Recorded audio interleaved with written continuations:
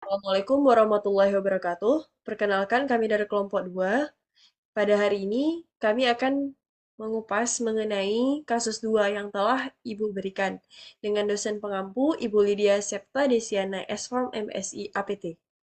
Baik, kelompok kami sendiri beranggotakan Lutfia Hani, Annisa Alfaras, saya sendiri Maziatul Ariza, Atika Raihan Ramadan, dan Rifda Satya Azwana dan Fahmalina. Baik, untuk pengupasan kasus ini, saya persilahkan kepada Anissa Ulfaras. Baik, selanjutnya untuk kasus saya sendiri dengan data pasien namanya AM dengan tanggal lahir 4 Mei 1969, umur 52 tahun, jenis kelamin laki-laki, tanggal masuk 31, tanggal 31 bulan 8 2021, tanggal keluar tanggal 2 bulan 9 tahun 2021. Pemeriksaan fisik, tekanan darah 200 per 100 mmHg, respiration rate-nya 22 kali per menit, dengan temperatur 34 derajat Celcius. Anamnesisnya sendiri yaitu pasien mengalami sakit kepala berat, jantung berdebar, lemas anggota gerak, dan merasa gelisah. Untuk terapinya sendiri yaitu penggunaan ranitidin 2 kali sehari, prosemid 2 kali sehari, amlodipin 1 kali sehari, dan captopril 1 kali sehari.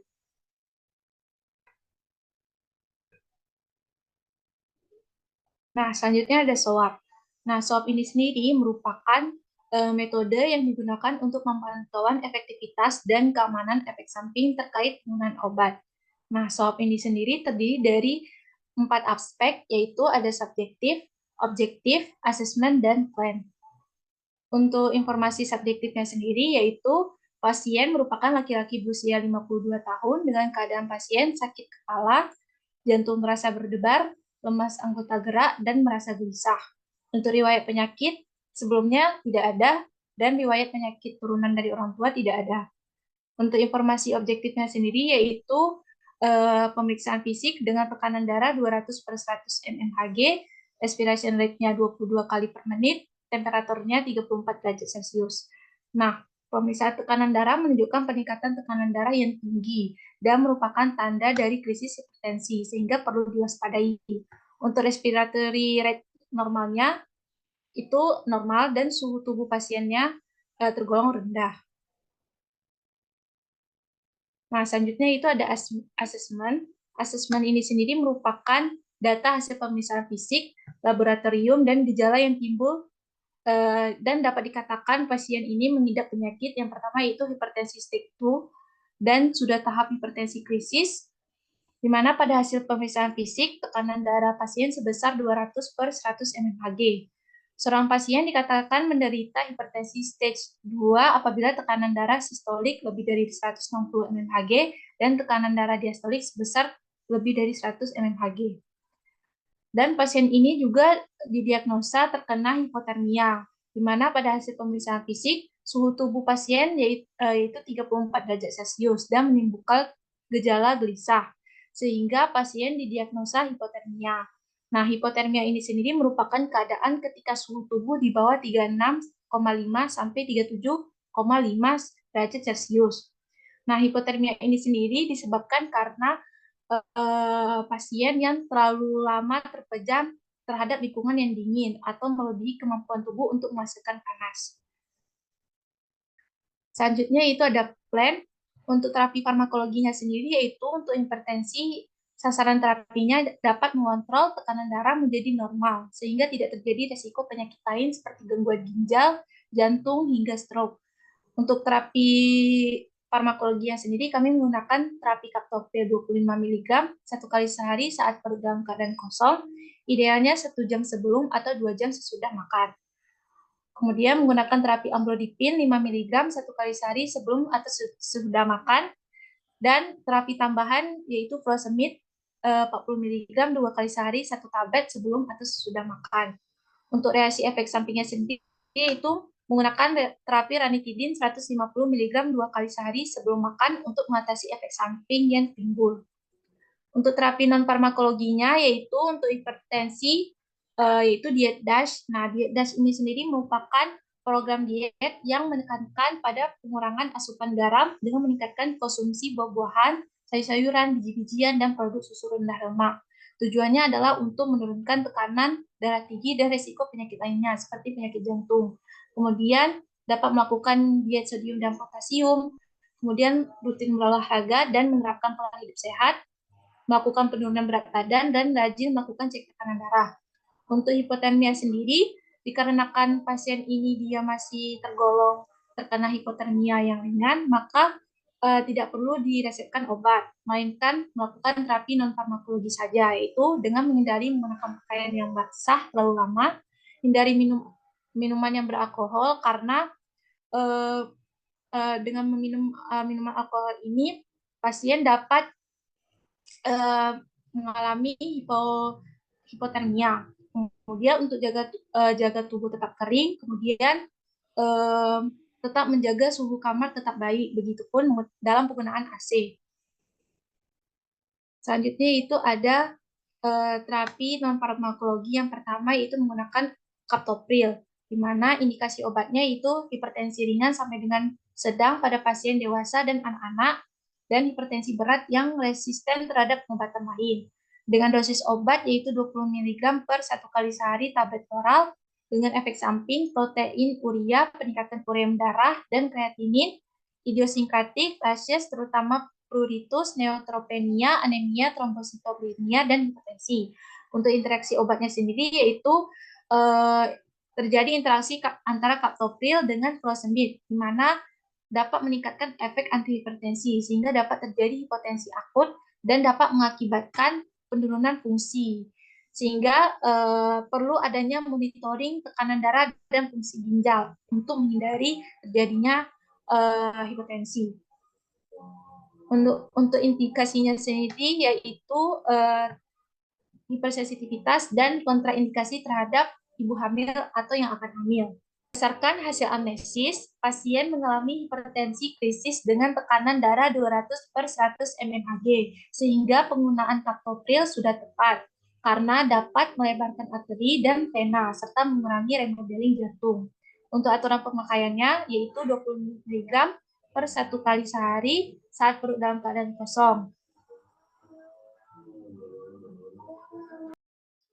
Baik, selanjutnya ranitidin. Dengan indikasi yaitu sebagai pengobatan jangka pendek tukak duodenum aktif, tukak lambung aktif, dan mengurangi gejala refluks pada esofagitis. Dosis obat yang digunakan yaitu 150 mg per 2 kali sehari berdasarkan sumber dari Medscape. Efek samping dari ranitidin diantaranya adalah sebagai efek samping gastrointestinal, seperti konstipasi, diare, dan nyeri perut, serta efek samping muskoskeletal berupa peradangan pada sendi atau nyeri otot. Interaksi obat ranitidin ini berupa peningkatan atau penurunan konsentrasi obat lain, serta pemanjangan prototombin time pada penggunaan bersama warfarin. Dan tidak ada interaksi obat jika digunakan bersama dengan Novalgin, ceftriaxone, Dangdul Codex, sehingga aman digunakan. Ranitidin sendiri memiliki kontraindikasi hipersensitif berdasarkan ISO Indonesia volume 52 tahun 2019. Pemberian ranitidin sebagai antagonis reseptor H2 bertujuan untuk mencegah terjadinya stres ulcer yang diakibatkan dari efek samping pada pemberian furosemid sebagai terapi untuk hipertensi pada pasien dan mengingat umur pasien yang rawan terhadap keluhan pencernaan. Lama penggunaan maksimum ranitidin adalah 14 hari, sehingga pasien menggunakan ranitidin kurang dari 14 hari. Dan penggunaan ranitidin sudah sesuai pada kasus ini, karena aturan pemakaiannya yaitu 150 mg per 2 kali sehari. Baik, terima kasih. Selanjutnya ialah obat furosemid, di mana obat furosemid ini merupakan obat golongan loop diuretik yang diindikasikan untuk penyakit edema yang disebabkan oleh gagal jantung, sirosis hati, dan penyakit ginjal, terutama sindrom nefrotik. Selain itu, furosemid ini dapat digunakan sebagai terapi tambahan pada hipertensi dan paru akut. Untuk efek samping obat furosemid itu dapat menyebabkan mual, diare, muntah, gangguan saluran cerna, reaksi sistem saraf pusat, reaksi dermatologik, hipotensi, ortostatik, hiperglikemia, glikosiria, dan hiperurikemia. Nah, menurut MIMS Indonesia pada edisi 19 tahun 2020, furosemid ini jika digunakan untuk krisis hipertensi dapat diberikan dengan dosis obat 40 mg untuk 2 kali sehari 1 tablet atau 40 mg diberikan secara intravena. Untuk intravena sendiri itu diberikan ketika pasien tidak sadarkan diri atau tidak mampu mengkonsumsi obat-obatan secara oral. Dan menurut ISO Indonesia volume 52 tahun 2019, obat furosemid jika digunakan bersamaan dengan antibiotik aminoglikosida akan meningkatkan ototoksik, terutama pada gangguan ginjal. Dan jika dikonsumsi bersamaan dengan probemesid, itu akan menghambat sekresi tubuli furosemid dan dapat meningkatkan risiko toksisitas salisilat dan litium.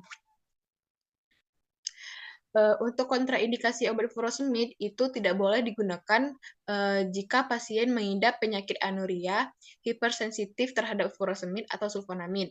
Dan furosemid ini sendiri harus diberikan hati-hati pada penderita defisiensi elektrolit, wanita hamil dan menyusui, di mana jika dikonsumsi oleh wanita hamil dan menyusui itu akan menimbulkan efek teratogenik. Jadi penggunaan furosemid itu hanya boleh jika benar-benar diperlukan dan hanya untuk jangka pendek.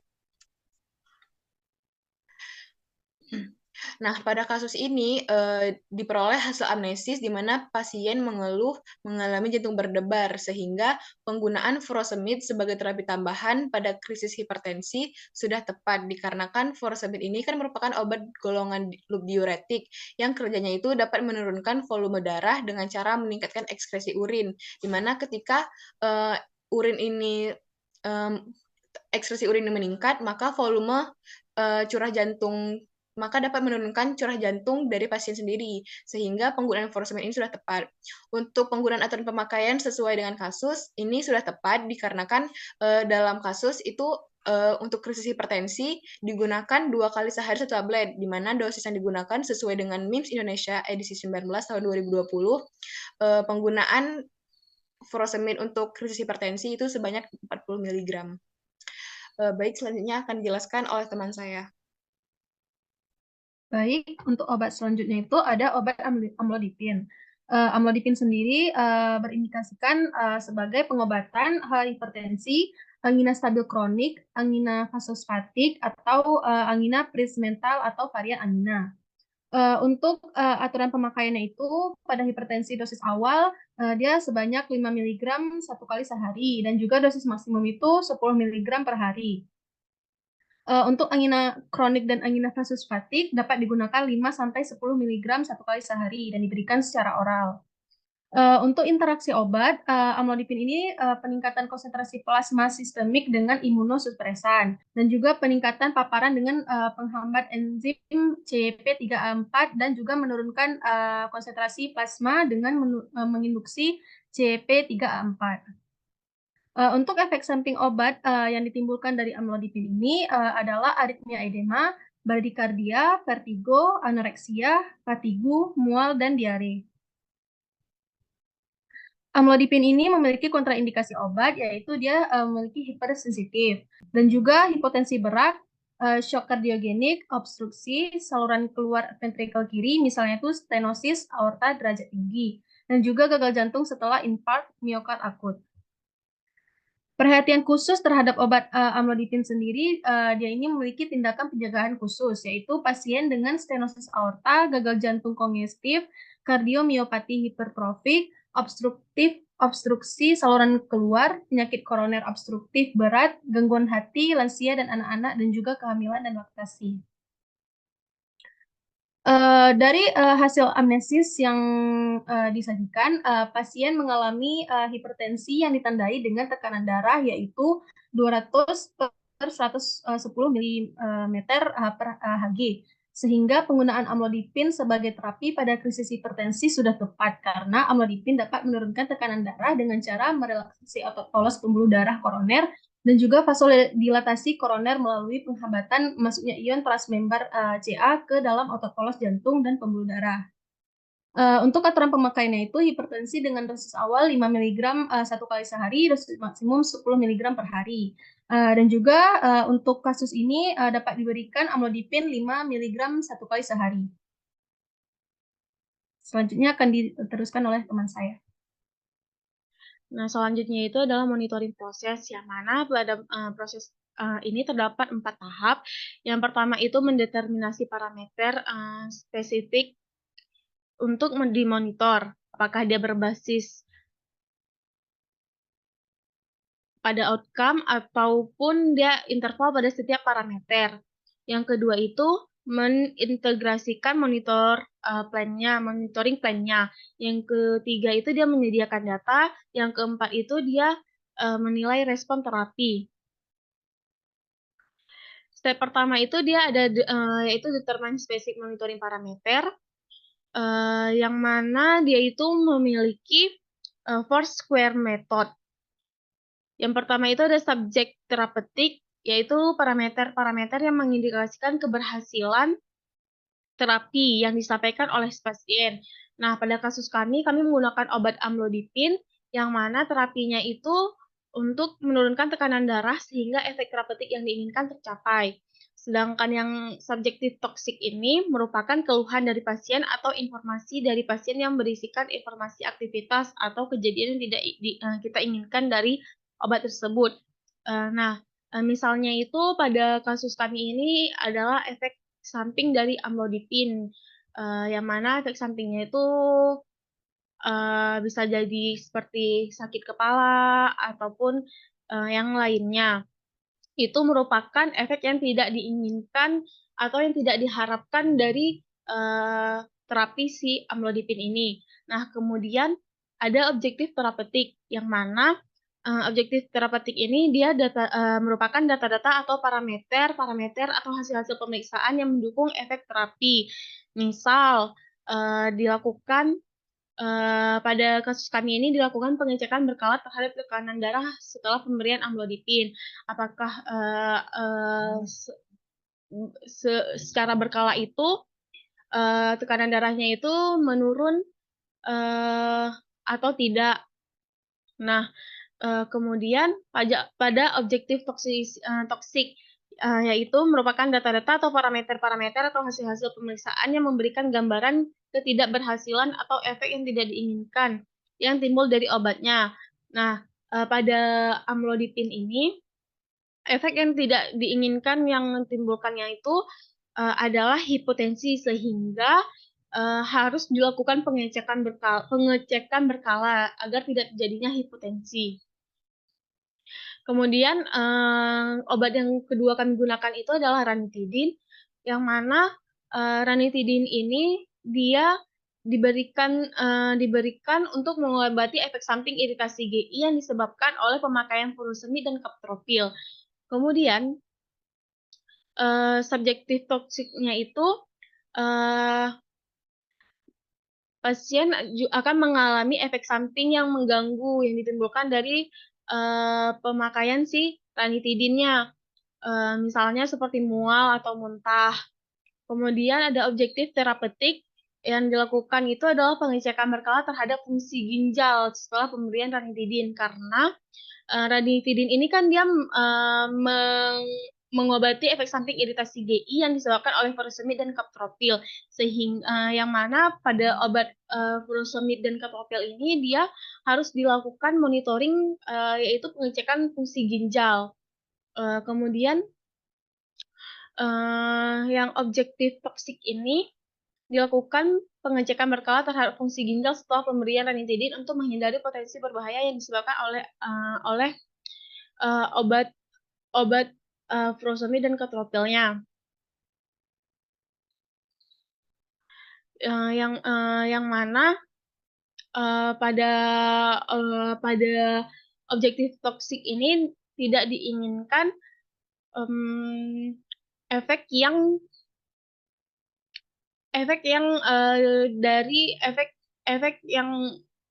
buruk dari penggunaan si ranitidin ini.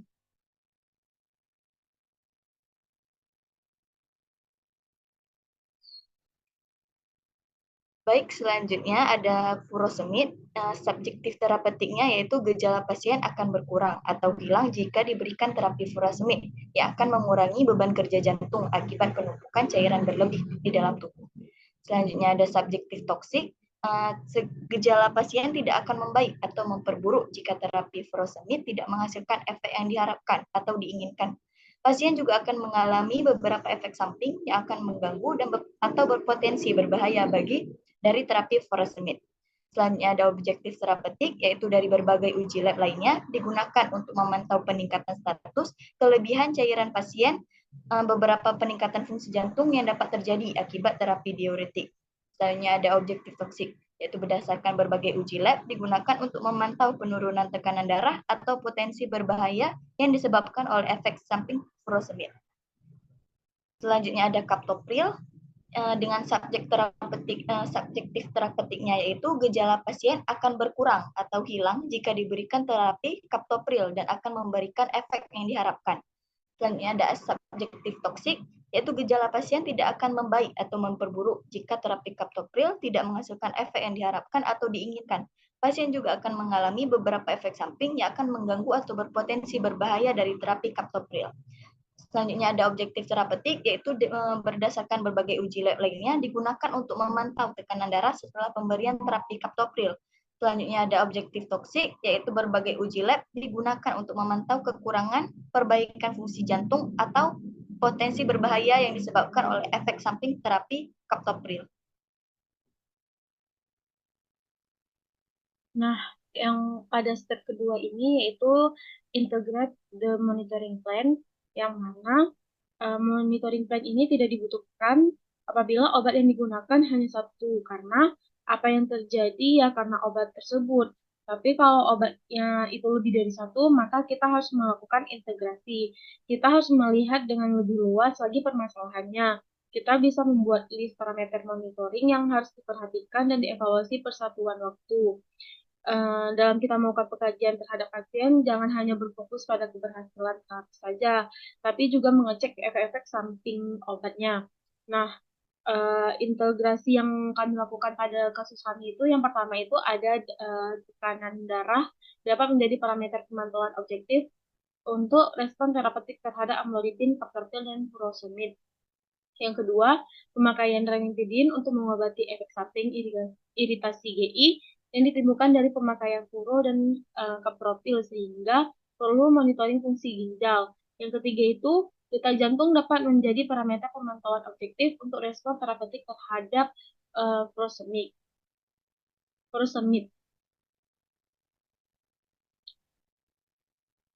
Selanjutnya ada step 3. Dalam menyusun monitoring harus menyusun data untuk memudahkan monitoring secara berkala. Berikut contohnya ada contoh pemberian obat, ada jadwal pemberian obat ketika diperlukan, hasil lab, ada hemodynamic flow sheet, dilihat di situ ada perkembangan ada atau tidaknya. Selanjutnya ada step 4, yaitu dilakukan pemantauan apakah obat tersebut menghasilkan efek terapeutik atau toksik. Apabila menghasilkan efek toksik, maka diganti obatnya. Berikut ada pedoman yang mengubah terapi obat. Yang pertama, jika regimen tidak efektif, maka ganti obat. Jika uji coba obat yang memadai, yang kedua pasien menerima dosis obat yang memadai, tiga pasien mematuhi regimen yang ditentukan atau direkomendasikan. Selanjutnya ada jika regimen dikaitkan dengan efek samping yang mengancam jiwa, maka dihentikan obat tersebut. Yang ketiga, jika pasien tidak mematuhi regimen yang diresepkan atau direkomendasikan karena efek samping yang tidak dapat diterima, maka hentikan obat tersebut. Yang keempat, jika regimen efektif tetapi pasien memiliki efek samping yang tidak mengancam jiwa dan bersedia melanjutkan obat, maka minimalkan efek samping dengan memodifikasi dosis atau ubah waktu pemberian obatnya. Selanjutnya ada jika regimen efektif dan pasien tidak memiliki efek samping terkait obat tersebut, maka lanjutkan regimen obat tersebut.